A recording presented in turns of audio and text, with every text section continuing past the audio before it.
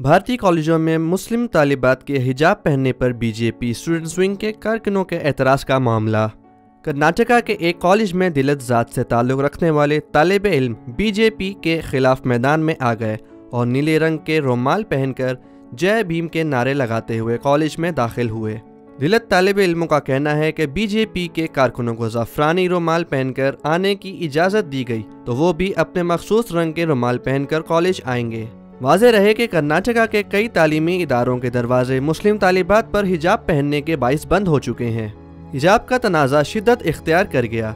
इंतहा पसंद जमात बीजेपी के स्टूडेंट्स विंग के कारकुनों ने कॉलेजों में गुंडागर्दी शुरू कर दी।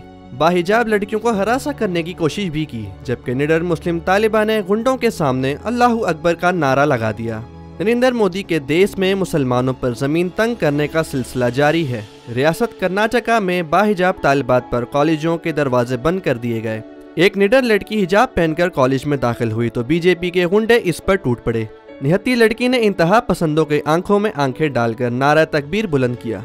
अपनी बच्चियों की हिमायत पर कर्नाटका की खवातीन भी बाहर निकल आईं और इंतहा पसंद हिंदुओं का डटकर मुकाबला करने का ऐलान कर दिया। मुस्लिम लीडर असदुद्दीन अवैसी ने नारा तकबीर बुलंद करने वाली लड़की को खराजे तहसीन पेश किया। दिन भर बीजेपी के गुंडों की गुंडागर्दी जारी रही। जब मीडिया के कैमरे पहुंचे और बात फैलने लगी तो पुलिस भी हरकत में आ गई। मुस्लिम तालिबात का कहना है कि वो दिहाइयों से हिजाब पहनकर कॉलेज आती हैं। अब इंतहा पसंदों के डर से वो अपने हिजाब नहीं उतारेंगी और हर मैदान में मुकाबला करेंगी।